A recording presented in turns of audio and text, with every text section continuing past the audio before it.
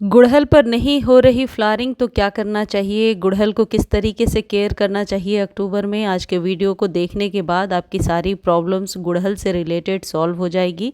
गुड़हल के पौधे को अभी आप लगा सकते हैं, खासकर हाइब्रिड गुड़हल। ये जो देख रहे हैं ये भी हाइब्रिड है। अभी नर्सरी पर आपको 50 से 100 रुपये के बीच में मिल जाएगा।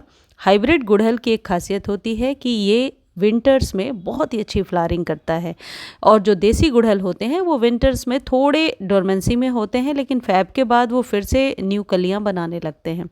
इन पौधों को जो हाइब्रिड गुड़हल हैं, इन्हें आप 8 इंच से लेकर 10 इंच के कंटेनर में बहुत आसानी से लगा सकते हैं। ध्यान रखें कि इन्हें ज़मीन में ना लगाएं। यदि इस प्लांट को आप ज़मीन में लगाएंगे तो ये बहुत अच्छा परफॉर्म नहीं करेगा, और वहीं यदि देसी गुड़हल को आप ज़मीन में लगाएंगे बहुत ही अच्छी फ्लावरिंग करने लगेगा। ऐसे ही यदि आप गुलाब लगाना चाहते हैं तो ये बिल्कुल सही टाइम है गुलाब के लिए। अभी आप इंग्लिश रोज़ लगा सकते हैं, देसी गुलाब भी लगा सकते हैं। तो आज के वीडियो में जो कुछ भी खाद मैं बता रही हूँ ये सभी फ्लावरिंग प्लांट के लिए है। गुलाब हो, गुड़हल हो, अपराजिता हो, या चंपा हो, या हरश्रृंगार हो, सभी को आप ये दे सकते हैं। और ये बिल्कुल पूरी तरीके से आप कह सकते हैं ऑर्गेनिक है, इसका कोई साइड इफ़ेक्ट नहीं है। इसमें मात्रा थोड़ी इधर उधर हो जाती है तो उसके लिए कोई टेंशन नहीं है, आपके पौधे को कोई नुकसान नहीं होगा। कनेर के पौधे को भी आप ये खाद ज़रूर दे दें, और ये जो खाद है इसे बहुत आसानी से घर में बना करके अपने पौधों पर माइक्रो न्यूट्रिएंट्स की कमी को पूरा कर सकते हैं। और ये खाद अपने आप में कंप्लीट होगा इसलिए क्योंकि इसमें हर वो पोषक तत्व है जो आपके पौधे को चाहिए। जितने भी फूलों वाले पौधे होते हैं इन्हें आप 5 से 6 घंटे की धूप तो ज़रूर प्रोवाइड कर दिया करें, क्योंकि धूप के अभाव में ये पौधे फ्लावरिंग नहीं करते हैं। और दूसरी चीज़ ये होती है कि जिस भी गमले में आपने लगाया है ये बात ज़रूर ध्यान रखें कि जो मिट्टी है वो पोरस हो। पोरस मिट्टी का मतलब होता है कि भुरभुरी सी मिट्टी हो, बिल्कुल ऐसा ना हो कि पानी डालते ही कीचड़ से मिट्टी हो जाए, क्योंकि जड़ों को पनपने के लिए और गमले के अंदर ही घूमने के लिए जगह तो उन्हें फ्रेश चाहिए। यानी कि जब आप गुड़ाई करेंगे ऑक्सीजन नीचे तक जाएगा तो जड़ें आसानी से फैल पाएंगी। गुलाब के पौधे में यदि फंगस भी लग गया है तो इस खाद को देने से बहुत हद तक उससे भी आपको छुटकारा मिलेगा। अब सबसे पहले आपको क्या करना है, किचन में जितनी भी पील्स निकलती हैं, आलू के छिलके, नींबू के छिलके, केले के छिलके, इनको आप इकट्ठा कर लीजिए। पहला प्रोसेस ये है, आप चाहें तो इन्हें सुखा लीजिए ड्राई करके, और आप पाउडर बना करके 2-2 चम्मच हर एक 15 दिनों पर अपने सभी गमलों को दे दीजिए। और इतना टाइम नहीं है या इतना नहीं करना चाहते हैं तो दूसरा तरीका भी मैं आपको बताती हूँ। ये जो छिलके होते हैं कोशिश कीजिए इसमें नींबू, बनाना और आलू 3 चीज़ें तो मस्ट हों। इनमें जो प्रोटीन होता है, अक्सर आपने सुना होगा कि पील्स में सबसे ज़्यादा प्रोटीन होता है। ये आपके पौधे पर बहुत ज़्यादा कलियाँ लेने में हेल्प करता है।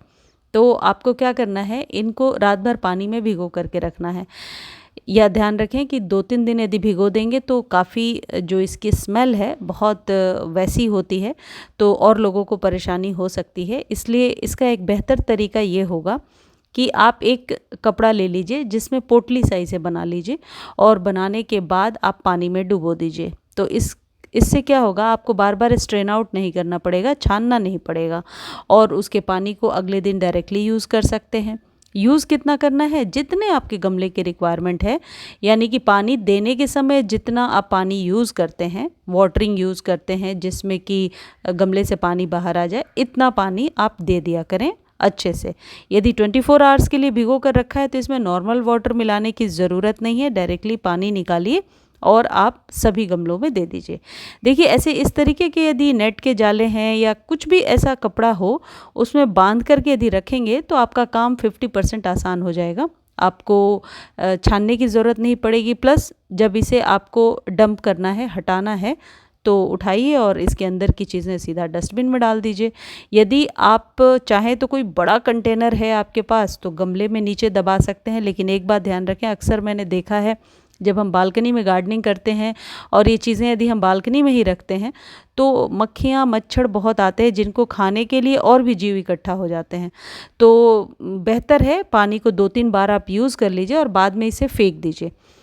कुछ इस तरीके से भिगो कर रखेंगे, धीरे धीरे रात भर में अच्छे से ये आप देखेंगे जो पील्स हैं वो टेंडर हो गए हैं और उनका जो अर्क है पानी में मिलने लगा है। अगले दिन डायरेक्टली इस पानी को यूज़ करना है। इंडोर वाले प्लांट्स में ना करें, सिर्फ उन्हीं पौधों में करेंगे जो पौधे धूप में रहते हैं, क्योंकि ये हाईली आप कह सकते हैं प्रोटीनियस है और इनको पचाने के लिए, डाइजेस्ट करने के लिए सनलाइट का होना बहुत ज़रूरी है। तो जो पौधे सनलाइट में रहते हैं आप उन्हीं पौधों को देंगे।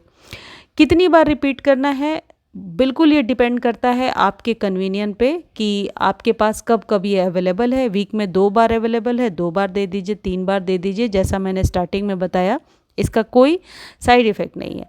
अब दूसरी जो खाद है ये आपके पौधों पर नाइट्रोजन का बहुत अच्छा स्रोत है। 1 चम्मच चाय पत्ती 1 लीटर पानी में बॉयल कीजिए और उस पानी को आप चाहें तो अच्छे से स्प्रे कर दीजिए अपने पौधे पर या डायरेक्टली जड़ों में दे दीजिए। मिट्टी को भुरभुरी बनाने में बहुत हेल्प करता है। मिट्टी को आप कह सकते हैं रिच बनाकर रखता है, जड़ों को फैलने में भी हेल्प करता है। नाइट्रोजन का बहुत अच्छा स्रोत है। आप चाहें तो स्प्रे कर सकते हैं। इसमें पानी जितनी ज़रूरत है आप मिला लीजिए। यदि फ्रेश टी लीफ नहीं इस्तेमाल करना चाहते हैं तो घर में जो चाय बनता है यानी यूज़ टी लीफ को अच्छे से वॉश करके सुखा के रखिए, चाहे तो पाउडर बना लीजिए। 1-1 चम्मच हर एक 15 दिनों पर दे दीजिए। इससे फूलों वाले पौधे को फ़ायदा क्या होगा कि मिट्टी एसिडिक हो जाएगी, जो रिक्वायरमेंट होती है फ्लावरिंग के लिए। देखिए ये जो अगली चीज़ है ये है पनीर का पानी। जब घर में दूध फट जाता है और पनीर हम निकाल लेते हैं तो पानी अक्सर फेंक देते हैं। आपको क्या करना है, इसके पानी को ले लेना है और ध्यान रखें कि 2-3 चम्मच एक गमले में डालना है। ऊपर से नॉर्मल वाटर जितना मिला सकते हैं मिलाइए। ये कैल्शियम का बहुत ही अच्छा स्रोत होता है और ये आप अपने सभी फूलों वाले पौधों को दे सकते हैं और ये फ्री में आपके पौधे को कैल्शियम प्रदान करने का एक बहुत ही अच्छा सोर्स होता है। यदि ये नहीं है आपके पास, पनीर का पानी नहीं हो पा रहा है, तो कच्चा दूध 2 चम्मच ले लेंगे और उसे 1 लीटर पानी में डालकर अच्छे से स्प्रे कर देंगे। इससे भी कैल्शियम आपके पौधे को बहुत ही रिच मात्रा में मिल जाता है। इसको देने के बाद आप चाहें तो ऊपर से वाटरिंग कर लें। इन सबको रिपीट कब करना है, वीक में एक बार तो ज़रूर कर दें। यदि आपके पास नहीं है वीक में एक बार रिपीट करने को तो मंथ में भी कर सकते हैं। ये किचन से निकली हुई चीज़ें हैं तो आपके कन्वीनियंट पर डिपेंड करती हैं। धन्यवाद।